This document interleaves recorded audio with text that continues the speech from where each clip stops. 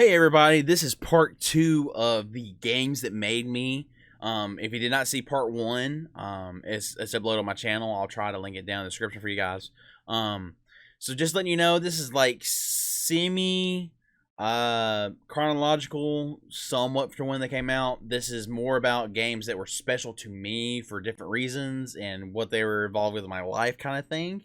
Not that I think they're the best games ever or just absolutely revolutionary in any sense sometimes, but this is just more of a a flavor thing, and before we get going, I'd appreciate it if you guys will subscribe to the channel, and if you don't want to subscribe, at least leave a comment and let me know what like the top 3 games in your life have been, and not like they don't have to be recent unless they are like your favorite games, but just like I kind of want to see, like, there's got to be different games out there, right? Like people like StarCraft, right? I never got into StarCraft.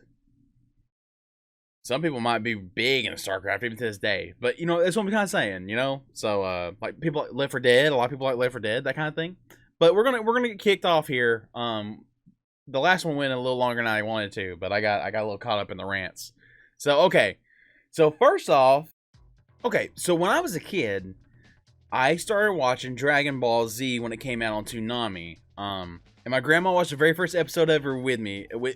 First episode aired on Toonami with me, which is pretty cool. And I'm still a Dragon Ball fan. Hey, profile picture. You see this? You ever see my tweets? Whatever. I talk about it. I like it a lot.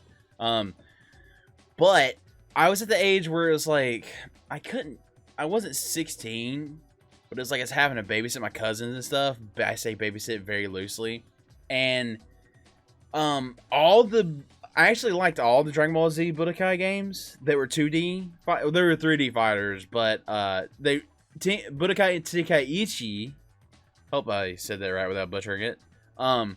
They were like arena fighters, kind of. You got this big 3D place you can move around, right? It's a lot, and it's actually kind of a slightly akin to the Dragon Ball Legends. If anyone's ever seen that mobile game, it's out now, but I put specifically Tenkaichi 3 just because there's the most characters in the game at all, like every form of people, different outfits of people, anything that was ever a form was at that time was in these games. And when I was babysitting my cousins at their house over the summer, we would have tournaments, big tournaments, because you can simulate computer versus computer, and this is weird that this is specifically the reason why I put this on here, right? It's because, hey, some story. But we would have tournaments where you place all these characters, select them, and then the computer would fight each other. And we'd sit around and, like, be on struggle bus eating cheese toast, which would be a piece of bread with cheese warmed up on it. And you fold it and eat it. Cheese, the struggle, baby. The super struggle. Eating cheese toast and watching our self-made Dragon Ball tournaments. Oh man, now that I think about it, I'm so pissed I did not put like a Raw versus SmackDown on here, because we do the same thing, make characters, and my one cousin would just mangle everyone. Like, they had little health bars on their arms and heads and bodies and legs, and he wouldn't stop until they're completely red. Then he'd pin them, and like they just can't even get up, and he's just beating them literally to death with a chair. But yeah, stuff like that, you know what I mean? Dumb stuff that we did as kids. And Dragon Ball was super close to my heart. It still is. So that was it. Dragon Ball Z Budokai Tenkaichi 3 on PS2. That's one of the games that kind of stood out when I was thinking about everything. So there's that. Let's start off the list strong, right, guys? All right, so the next one. Well, I clicked off. Ooh, boo, baby. Resident Evil 4. This right here, you want to talk about revolutionizing shit? This is another one. Last time I popped off at the end of the last episode about Halo 3. This right here, early on, we're popping off. Resident Evil 4 revolutionized so much, and maybe also ruined the franchise a little bit. Okay, let's just say that right now. There could be an argument that it ruined the franchise, and also brought it back from. I mean, I think it's good, actually. Nemesis 3, so you had Resident Evil 2, and Nemesis was well received, and then 4 was way later. I don't know about all the spin-off games. I literally don't know about them. But Resident Evil 4, let me tell you my story about Resident Evil 4. Here we go. Okay. I was a giant chicken. Okay, I was so scared of stuff. Like, my mom always watched horror movies and made me watch them all the time. So she's like traumatizing me as a kid. I remember watching, I think it's called Rose Red. That's about the big old mansion or something like that was building itself. Whatever. Movie in hindsight, literally not scary at all. I had a Dr. Pepper in my hand, and I didn't drink it. I just held it, and it was like scalding hot because I was just sweating over there. And she's like, when I finally opened it, like my mom was like, "If you're not gonna drink that, let me drink it." And she drank it. She's like, "What is wrong with you?" You just like, oh, they're just freaking out. Anyways, I rented a game that was based off the movie The Thing, and my cousin Josh came over, and they did such a good job leading up, which may not be a good job in hindsight. Like, you know, if I played it now, I'd probably laugh really hard. But they built up seeing the first monster so much. When it finally showed up, it scared me so bad. I literally just ran across the room, me and my cousin got scared. I ran across the room and just turned the console off. And I didn't play it anymore. I rented it that night. I didn't play it anymore. I played it maybe 35 minutes. You know, what a waste. So I was super scared of these games. I was so scared. And then eventually I was getting a little bit older, and someone bought me Resident Evil 4, right? I did not ask for this game. Someone bought Resident Evil 4 for me. I'm like, oh, why did you do this? I feel inclined to have to play it now. Which I didn't for a while. And I was getting a little bit older, and I started getting... I was like, you know what, man? I don't want to be a wuss no more. I'm going to be a man. A strong man. I'm not going to be scared of nothing. So I'm going to play this game. I'm going to play this horror game. I'm not going to be scared. I'm going to beat it. And so that started my trip, man. I played Resident Evil 4. That was the first horror game I ever played. And boy howdy, did I pick one to play. Which I didn't even pick it, right? I was kind of forced in a way. If you know what it's like, you know, hey, if someone got you something, you kind of had to play it back, especially if you're poor. You better use it. You better use that thing. Sorry about that. My dog, he wouldn't leave me alone. I had to send him on his way. I had to pet him a good bit and send him on his way. So, Resident Evil 4, holy God. I mean, it's just... The story was pretty good. It's pretty cheeseball in some places. But the action... The tank controls with the character, it was a little bit more actiony than other ones. There's big key moments. There's very good. The very beginning of the game is super good resource management horror. Like, I feel like every bullet counts. You're wanting to not waste them. Super good. You know, you're not familiar with the mechanics and it's still challenging you. Man, it's just so good. Mid-game, you're starting to figure out what's going on. They start throwing some set pieces at you, and you're like, you know, oh, there's this. And it's like, okay, well, they have stuff that's not scary. It's just cool, actiony, right? Then they have pretty scary stuff at the same time. Somehow they keep going back and forth. You know what I mean? They keep putting you on the edge, suspense. Then the end game gets a little muddy. You have a lot of guns. You have a lot of stuff. You're fighting others, zombies. I put that in quotes. They're not really zombies. You fight people with guns, and it's like weird. It's kind of weird. People with like bow and arrows, stuff like that, crossbows. And then somehow in the midst of the very end, they put the scariest thing in the whole game there, the regenerators. That part is easily the scariest part of the whole game. The boss fight with that thing underground, like, that's super suspenseful because it's like you can't even fight it. You have to run away from it, shoot these like these buttons that you can't even see. I mean, just, it's iconic, bro. Resident Evil 4 is straight up iconic, and it has been re-released so many times, and people still buy it and still play it. And I think it's only been 2 years since I played it, so I hadn't played a long time before that, but I replayed it, and man, Resident Evil 4 is such a good game. It's gotta be if it ain't a 9 out of 10, I don't know. With rose-colored glasses, in my mind, it's just a 10 out of 10. It's just, damn. Resident Evil is just baller. Just straight up, that is it.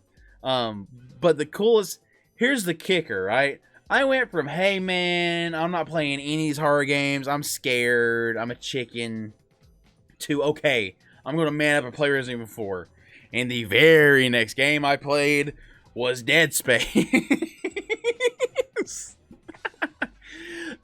This is close to holidays again, right? So I think like for the previous year I got Resident Evil for my birthday. I waited a long time to play it because I was chicken, and by the time I got done playing it, it was like around holidays again. And my stepdad got me my first pair of headset ever, because back then I was playing on the big back TVs, a big tube TV. I was playing on one of those, like a 32-inch or something like that, and that sucker was heavy. I was playing on that, and it was loud because all I had was a stereo. So, like, to hear it, I had to have it turned up. And, like, the way it was set up was like, okay, so I game right here. I'm sitting here looking this way. On the right opposite wall, they're watching TV. You know what I mean? So, I mean, you got one wall. If I'm screaming or yelling or if that's loud, they can hear it. You know what I mean? So, when I got the headset, it was just like a game changer. Especially, like, I never heard it. And chat, it's hard to explain to anybody who is mostly only gamed even in like a semi-serious state with like a headset. Like, nowadays, they balance games for headsets. Back then, they didn't. They balanced them for TVs, brother, with 2 speakers. So things were just crazy, crazy in your ears. So I went from not playing horror games, and I played Resident Evil, and then put a headset on and played Dead Space. And let me tell you something, man. Those 2 games comboed together made me a fan of horror games. Like, they're fun. They really are. They got their own merits, their own things, and they're tight packages, which is really intriguing to me. And they have replayability somehow. Like, when you know, I know what's going on, I'm gonna upgrade these weapons and just make them OP and just kill everything. You know what I mean? Like, you come back and just destroy it all. But Dead Space has a lot of the same mechanics and same thing that Resident Evil 4 had, man. It really is. It really has a lot of the same stuff going for it. Resident Evil 4 was truly actually revolutionary. Woo! I almost choked on that word. So Dead Space, yeah, man. There's not a whole lot more I can say about it. It's cool that fighting the aliens and trying to figure out what's going on, the cults and all that. And I mean, whatever happened to the franchise, I know it's coming back. Whatever wound up happening with it, it is what it is. But Dead Space was super fun. And, you know, I was always talking to people, but they're like, dude, this is the scariest game I've ever played. And I'm like, I beat it. So, yeah, there we are. And everybody, I don't know. It was getting to this point where it was like, I'm good at games. You know what I mean? Like, I was like, okay, well, I'm not playing on normal anymore. I'm playing on hard. You know what I mean? Like, I'm just not gonna... I've got good, quote-unquote, at games. So that's a good combo right there. That opened me up to the horror genre. And like I was saying, they're tight, condensed packages, which is good for me now, because I work like 60 to 70 hours a week. So if I can play a game and it takes me like 20 hours, you know, and it's just nice, that is super good for me. Personally for me. You know, bang for your buck kind of thing, maybe not, but my time for enjoyment ratio, super high. Ooh, baby, here it is. So I said the online era for me started with Halo 3. It did. Played some Halo 3. Did I get it on here? Okay, I did not put it on here. So Modern Warfare 2 was the first big one I played online a good bit, right? Played Modern Warfare 2 online. I only have the picture of Modern Warfare 3. Sorry, guys, I left something out. Whoops. My bad. So, why do I even have this down? I don't need it. Oh, it's so I don't yell as loud. I can hear myself talking. Okay, that's what it is. Modern Warfare 2 and 3 together. Man, that was when I really got into online gaming a lot. Modern Warfare 2 wasn't even that good, just trying to figure out what's going on, like, you know what I mean? Like, it's, dude, and anytime you hear some memes about those lobbies, they're true. It's true. All of it. It's true. So yeah, Modern Warfare 2, I don't even know if there's a lot to say about it. All the kill streaks were crazy. The maps were pretty good. Some stuff was super broken, like Commando, Lunge. Some of the shotguns would kill you from just like a mile away. It was insanity. And then Modern Warfare 3 came out. And that's when I became really good friends with my buddy Chance. And I was pretty much lived at his house, dude. Like, I mean, I just was over there all the time. I prestiged 13 times on Modern Warfare 3. I played Modern Warfare 3 so much. It was like I played with every gun in the game. I knew every gun in the game. I mean, I knew all the maps, of course. I just, you know, like I said, I prestiged 13 times. There's a specific game mode called Drop Zone that it was like my favorite. Because it was like no one could get kill streaks. You just got them for playing objective, which is like, it was like King of the Hill, and whoever held the hill every 30 seconds, maybe it's 20 seconds, got a care package. And anybody could get the care package, right? But if it was yours, you got it fast. So you could, like, if you held a full hill, you would get like 5 kill streaks. You would get like 5. And you get points while you're holding it too. And then you're killing people while they're coming. And just, I don't know. It was really fun because it didn't promote camping as much. I had one buddy who played, and his KD was always super high in those lobbies, but he had no score, you know what I mean? But like mine would be super high because I'm playing objective and fragging. And I'm getting kill streaks. So kill streaks are fun. And it wasn't I couldn't get them in the normal game modes. It was just, I couldn't take the camping, man. I couldn't take the TDM camping and stuff. It was just too slow. And this really kind of shifted where it was like, oh, people got to come out and play. Otherwise, they're getting hit with an AC-130 for the rest of the game. You know what I mean? Like, I'm going to rain on them.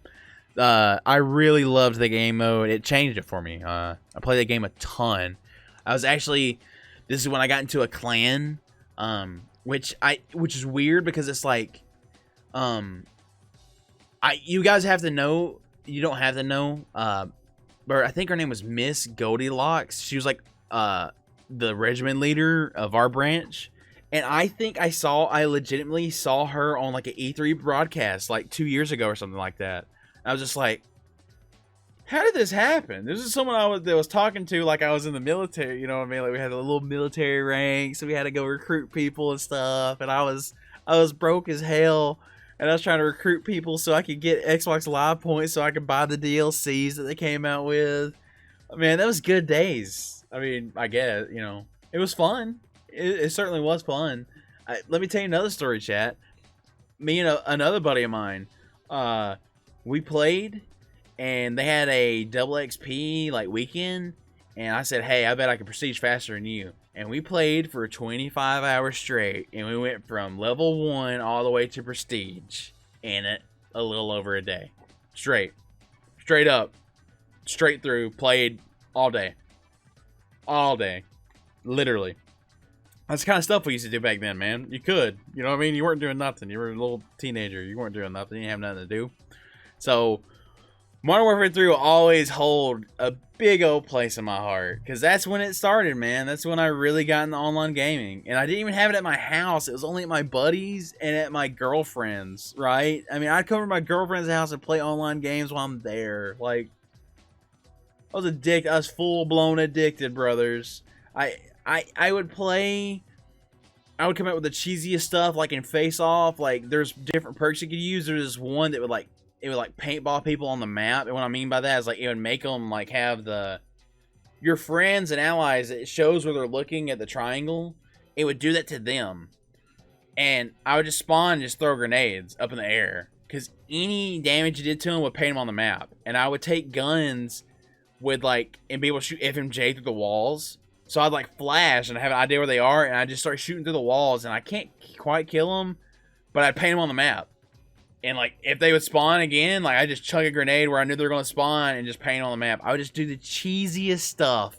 I I would use the support kill streaks in the main lobbies, and I would purposefully only take 2 because the way it worked was like it racked up, and a lot of people would get like EMP at the end, which means you had to get 25 points, which is like, you know, an objective or a kill, not assist, but unless you had hardline, which 2 assists counts as a kill, as a point. Listen to me. So I would run ballistic vest, which is like 4 points, I think, and I would run, maybe it was UAV, ballistic vest, and I think recon drone. So I think the points were 3, or no, it was 4, 5, and 9. 4, 5, and 9 points that you needed. Okay, just follow me for a second. Let me tell you how annoying I was. And I would take the hardline perk, which means 2 assists counts towards a kill streak. Okay, and with support, they don't go away. It just keeps adding up. Even if you die, they stay. If you had 3 points, you have 3 points when you respawn. So, ballistic vest, UAV, and recon drone. Hardline. I think that perk was called recon, actually. The one that paints people I was talking about. I take that, and I'm not sure what the other one I take was. I don't think it really mattered. Stalker, probably. So I would throw flashes, like at the beginning of the game, or whatever. I knew where they were most of the time. And flash like the whole team. So I'd get assists on the whole team. And I'd throw vest out for my whole team. So you get a little bit more health. So you're harder to kill. And my UAV's up. So I don't think those count as assists. They just count as points. But by then, I mean, I've done nothing. I've thrown like 1 grenade and I've thrown my pack of vests down. And I get a recon drone. And when you tag people with a recon drone that flies around, it's like just literally like a little helicopter drone. You would tag them, and for some reason it would blind them. It'd be like they got hit with a flash, like a small flash. They'd be like, and make this loud noise, and it would give you assists. So I'd be tagging everybody and blind them over and over and over and over. So they're blinded. They're this loud noise. I'm annoying the piss out of them. They're on the map no matter what they do. And they can't kill us because I got these vests. And I would re-roll my kill streaks because I'm getting so many assists. I'd throw another pack of vests down. There's at a point where like I had a shop. I had like 5 stacks of vests. I'm not don't quote me on that, but it was a lot of vests, right? Because I don't know if there was a max limit to how many you could have on the map, but whatever it was like it had to be close to maximum, right? Like if there was a limit. I had like 5 stacks of vests, and you could grab it, and you could get shot and come back and pick up a different one. Get shot, come back and get a different one. Just being a little annoying pissant, dude. Like, and I play with every gun in the game because people ask me, they're like, "Hey, is this gun any good? What's the thing of this?" I'm like, "Hey, you know, there's things about it I like about it. There's things that are not good about it." I played all the DLC maps on it. Prestige 13 times. That was on Xbox. I prestige 1 time on PS3. Yeah, man. Modern Warfare 3. That was such a huge part of what I am. So, let's keep going. Okay, Fallout 3. Fallout 3 was another game that I played for a little bit and stopped. Because I did not understand that bottle caps are your money. So I was giving and throwing away all my money the whole game, and I was really frustrated when I realized I got to the objective I could not talk through. I was not level high enough, so I had to pay somebody off to tell me what to say. That's essentially what happened. So then I came back later and played it, and it was such a good experience. Like, and I will say this right now. I like Fallout New Vegas way more than Fallout 3. I don't think Fallout 3 is so bland and drab, obviously intentionally, but it just playing a Bethesda game. I never played them, and Fallout 3 was a change. But like open world games, I think I played open world games like open world. It's like Assassin's Creed 1, 2. Open, kinda, sorta. Spider-Man's, played those. But this was super different. because it's RPG, heavy narrative, heavy character speech, decisions, building characters. Yeah, just pretty much everything. Honestly, was a huge departure from anything else I had tried prior. Really, and what I guess a little bit what I mean by that is like, I mean, the combat is not anything great, right? But I just never seen nothing like this. It was huge and it was super buggy. It was super buggy. I think I got lucky with not as many bugs as other people, but this brought me into Bethesda, and it was a change for Bethesda too. It's actually a change in. This is a change in the waves in the industry.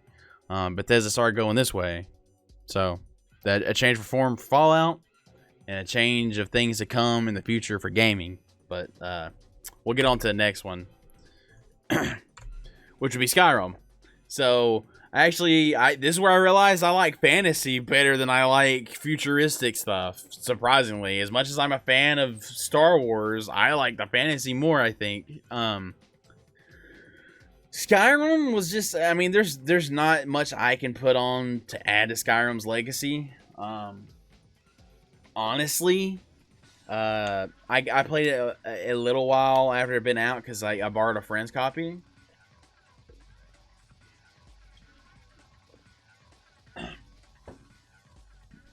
I borrowed a friend's copy and then wanted to get my own later.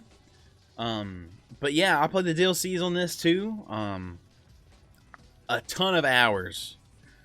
So many hours put into Skyrim and crafting and just everything that it had to offer. And Skyrim is deserving of its title as much as it's kind of memed now. And it doesn't. It's the choices you make in the game are probably the worst thing in my opinion. Like, the game is morally very, very drab and gray, where it's like it doesn't matter one way or another. You can say something good, something bad, same things mostly happening ultimately.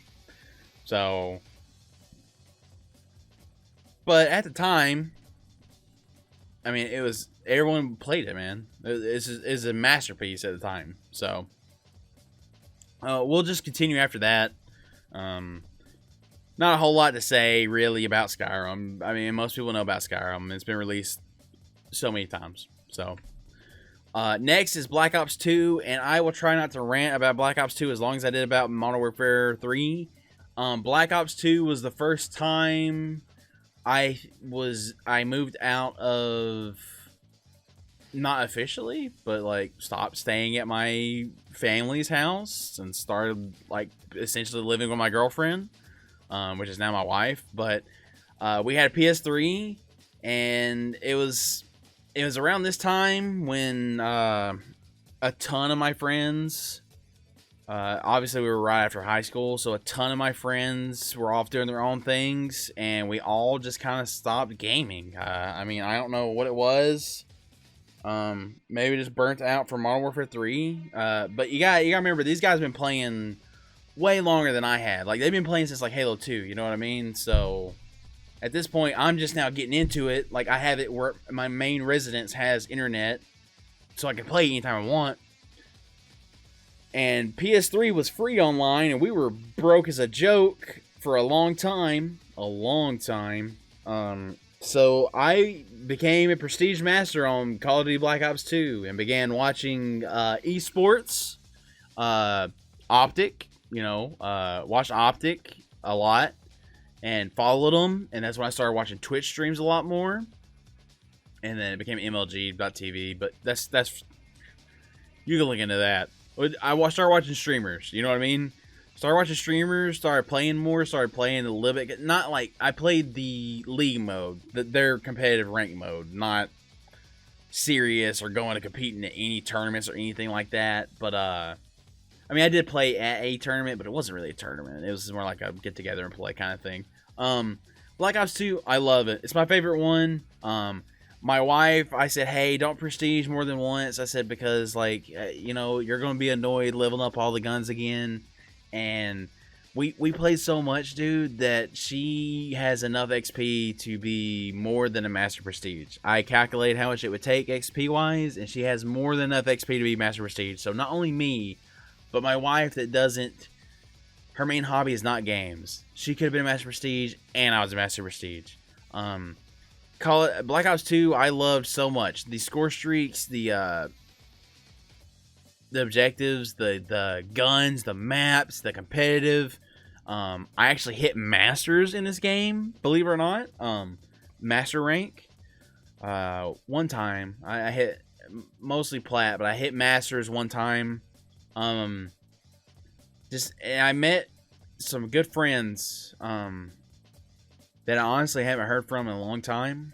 I mean, I hope you guys are doing good. Polo Breaker, Adrian Beast. I don't know if that's still your name, but hope you guys are doing good out there. So this game led directly into Destiny when it came out, and Destiny is not on this list, because it's honestly one of the biggest disappointments of gaming in my opinion, which is another video I could probably make, but that's not for now. Black Ops 2 is my favorite at the peak, and I actually didn't play it with any of my friends. I was mostly solo and made friends, so it was cool. You can make your own emblems, you can put them on your guns, and the etchings and stuff, and I just feel like Black Ops 2 was a total package. Another time where campaign, multiplayer, there's customization options, there's replayability, there's arcadey kind of game modes. Zombies, of course. God bless zombies, man. Like, the zombies was not super good at the beginning of Black Ops 2, but it got good. Black Ops 1 zombies, baller. Anyways, so let's continue. I don't want to keep you guys too long, so I gotta glance over my favorite here, Call of Duty Black Ops 2. So we'll go to the next. And as you'll see, things are getting more spaced out. Thus is life. The next thing is something we never should have ever started, which is League of Legends. I started playing League of Legends back in Season 3. Right when I think Lucian was out and Jinx was about to come out. And then I think Yasuo came out. I started playing it just the greatest time ever. What do you want, bud? What? What?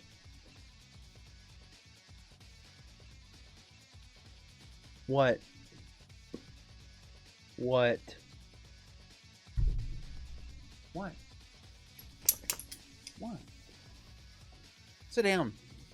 God bless. So I started playing League at maybe the exact wrong time. It's my first computer game, actually. League was my very first computer game, and I was so cheeks at it, of course I was. Everyone is. This hair is driving me insane, by the way. I was so ass cheeks at the game, and I was honestly taught by people that are probably not should be teaching, but that's the way it goes. You get taught by your friends. So I was just so bad at League of Legends, and I always, like, at some point I was like, oh, I'm, getting competitive. I want to play competitive, and, like, League kind of just took over, man. Like, it was at a time where I was in college, and, like, dude, I started kind of filling some college courses and doing bad and not showing up for class because I was just addicted to this. Totally addicted to League. I played League. If I wasn't playing League, I was reading about League. I was theory crafting, like, builds and what would be good and who was under radar good and what to do, and reading guides and watching esports and watching streamers and texting friends. Dude, it was all encompassing, and I don't understand. Like, we must have some good ladies, because a couple of us are still with some of them that we were with then. And it's like, hey, man, we were just completely gone, lost in the sauce, straight up. And I spent way too much money that I didn't need to be spending on skins. I was very irresponsible, and not like, oh my god, exuberant. I had no money at all, but it's just like, I didn't really have any savings. So I was just like, oh, I got paid this week. I paid, $20. We'll put $20 on the account. I should not be doing that. Not $20 a week. Shouldn't be doing that. Especially when you ain't got money. The game's free. And I got into it when some of my other buddies were like getting out of it, and they're like, don't do it, don't buy it. And I did it, and they said, don't worry about ranked. I worry about ranked. I got into it, and so, I mean, I don't think League's a bad game or whatever, but it's just like, man,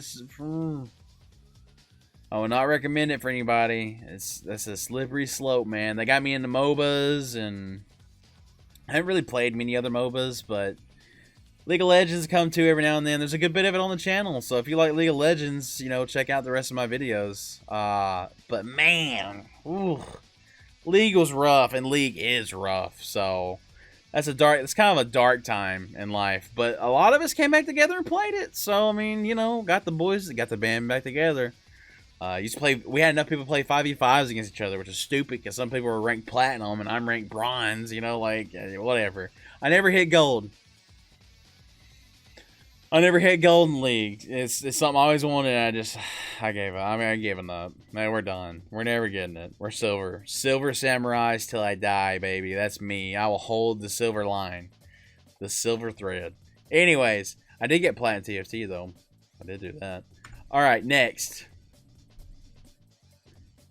Next is, something people are pretty freaking opinionated about. And I am opinionated in my own way. But,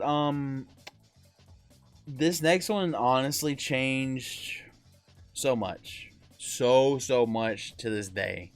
I'm not saying it's the first one to do it. I'm not saying it's the best one to do it. I'm just saying it changed the game. People noticed. Fortnite is literally a cultural phenomenon. There's no other way to say it. It's a cultural phenomenon.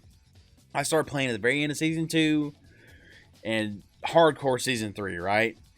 And I was terrible at the game. I am still terrible at the game. I stopped playing the game. So the thing about Fortnite is, and a lot of people are like, oh, it's such a kiddie game, blah blah blah, I'm not gonna play that, all this and that. You guys don't know what a good game is. I'm sorry. It is what it is, brother. Y'all don't even know what a good game is. Y'all are the same people that skip Minecraft. Minecraft's one of the biggest games of all time. Fortnite's one of the biggest games of all time for a reason, man. They are this big for reasons. They're so fun. Fortnite quite literally might have been the peak of gaming in general for me. And that's hard to say, after going through such a long path here with Modern Warfare 3 and Black Ops 2 in particular, but everybody got back on. We're all older. It's kind of, embarrassing that we're all older playing it, but people that don't even play games like the Wii thing, we're playing Fortnite. Battle Royale took off. It was already a thing, but it took off. Battle Pass was super good process, I thought. It was like $10, and if you complete it, if you don't spend it, you get to buy your next Battle Pass for free. Every time. It was such a good deal. $10 instead of, other games. It costs, what was it? I can't remember at the time. There's some other game that was out. It cost like $20 for a skin or something. Oh, actually, it is Fortnite. Fortnite skins are like $20. Like, that's ridiculous. That's so high. Anyways, that's kind of weird that I forgot about that. I was wondering, but League had some expensive skins too. Fortnite, there's not much. I mean, what can I say, man? Crossplay is a thing because of them. Battle passes are really prevalent because of them. Free to play is much more prevalent because of them. There's so many people trying to emulate their success. They're still having success. I am sad that they did put in pretty strict skill-based matchmaking. I don't know what it goes off of, but I do know, like, if I get onto this day, like, probably game 1 we're gonna win. Game 2 we'll probably get close to winning. In game 3 we might lose at the end, and we'll all have like 10 kills apiece, something like that. Like, you fight a lot of people and kill a lot of people. I don't know if they're bots or what. Like, when you take a big break, it just resets you. After 3 games, you're done. Your fun's done. You fight people that, and I've said this since the inception. When people get this building thing figured out, the game will stop being fun, in my opinion. And it does make the game unique. It's 100% the mechanic of the game. It is just, when you think of Fortnite, you think of building, right? But that being said, I feel like it ruined it. And then them adding the money for the World Cup, where anybody could get this money, right? If you grinded hard enough and you're good enough, all you had to do was qualify. It was open to the public. That really changed a lot, and it also changed streaming. It changed esports. It changed gaming in general. I mean, Fortnite is in Avengers Endgame, man. Avengers Endgame. It's been so much is to this day, like, even though it feels like to me, I'm like, I don't understand, I don't know anybody, basically what I'm saying, the reason why skill-based matchmaking is bad, quote unquote, nobody in the building too, like, I feel like they should have done something about the building a long time ago, because like all the people that had money to spend money on it, I mean, a majority, I knew so many people, right? Like, I'm gonna say probably 20 people IRL that I knew played, and not a single one play anymore. You know what I mean? Like, it wasn't because of hype. I mean, it was because it was fun, and just cease being fun in general. You hardcore people out there, you know, more power to you. But there's a whole lot of people that stopped just because of all of it. Like I said, it is the mechanics, so don't flame me. But you know, that's your thing. There's a lot of things Fortnite did good, and I miss the old days, man. I do. I should have maybe I could have got good in building, but just skill-based matchmaking has really ruined a lot of games for me in general. Just because, like, if I want a rank system, I want a rank system. You know what I mean? Like, I want to go for it. If I want to be good, I want to see it. So, anyways, Fortnite. Oh, that's what it is. I missed Modern Warfare 2 earlier. Okay. I missed Modern Warfare 2 earlier because it pulls up a web page. That's what it is. Alright, I see now. I see. Okay, so the video's getting pretty long here, and I've talked about these games a good bit on their own, and my voice is about to give out. I can feel it. So, I'll just say this. Witcher 3 is a absolute masterpiece. I'm not sure how it was at launch. I actually did get the game at launch. Maybe it launched later on console or something. If I remember wrong. I was out of games. It was after Black Ops. I think it was around League, maybe. I was out of games, bro. I went and I played BioShock Infinite, and it was a big personally, BioShock Infinite, I need to replay it to see. I've only played it one time, but it was a letdown. BioShock Infinite was a letdown for me, and it pissed me off.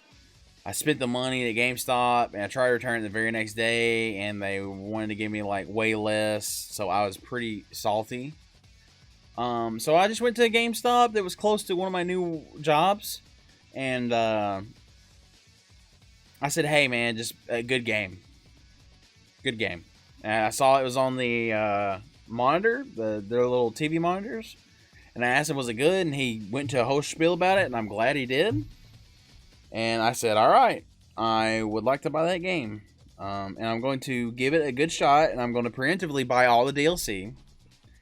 Which, who knows when that'll come out, right? Dumb idea, now in hindsight. But, basically what I'm saying is Witcher 3 saved gaming for me. It brought me back into gaming, and it's probably my number one favorite game, to be honest. But the DLCs are so good, the story's so good, the characterization, the interaction, the combat's not that good, but just, man, I get lost. Some people want you to make your own character, and they want you to sometimes be a voiceless protagonist. And when there's a scripted character, I just feel like the story is just so much better. Like, it has so much more room and things to grow on, and actors can do what they want and put themselves into the game, into their art. And there's just so much to do in Witcher. I can't even sit here and name all of it. I'm getting pretty tired. I can't even name all of it. But Witcher 3 saved gaming for me. And it's probably my number one. And honestly, not too far behind it. is God of War. 4? God of War? On PS5, PS4. I moved across country up here where I am now. I'm not gonna tell you where I live. It's cold. So I moved. I had very little money. I had graduated college, and my wife had graduated college, and we applied to a couple of jobs, and I was on a waiting list. And she had started a job far off, and she was having to drive through a lot of snow, and was stressed out to the gills. And I wasn't really sure what I was doing in life and whatnot. And I mean, this game came out, and I knew I was going to get this game, right? Like, I already knew. So it was like probably like the only game I was going to get for the year or something like that, unless there was some really good sales in the winter, because we're so broke. And that was, damn, bro, that was only 3.5 years ago. 3.5 years ago, I didn't know what I was doing. Like, I had no idea. I was stressed out to the max. I had no path in life. Anyways, God of War was a good release, man, and amazing reinvention of the character, and what they were able to do after I watched that documentary is amazing. I will say the game's a little bit stale, enemy variety wise. Towards the end of the game, they keep tossing the same ones at you, the same variety you've already seen throughout the whole game. You've already seen the whole wheel. They might add a mechanic or two, but it's the same models and stuff, so they ran out of time. They did such a knock it out of the park with God of War. Like, I can only imagine the next one, which is probably a bad thing, because I'm just like, oh man, God of War, 10 out of 10 easy, not even a thought in my mind. Witcher 3, 10 out of 10 easy, not a single shadow of doubt in my mind. But God of War, it didn't really revolutionize the industry, I don't think, as much, but it revolutionized its own franchise. And what they did with Kratos is actually amazing. What they had to work with and what they turned it into, it's absolutely amazing. And you guys deserve all the credit that you got and all the credit that you will get for it. I don't know, man. I know some people might not like it as much as the old one, just because the combat's different, but it feels so much more weighted. And just, I can't say enough good things about God of War. So, alright folks, that's it. I'm about completely tapped out. My voice is straining. I can feel it. So yeah.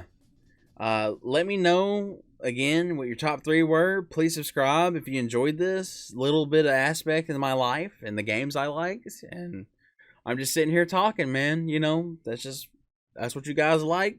That's what I'm doing. So, thank you guys so much for watching, and I'll catch you next time.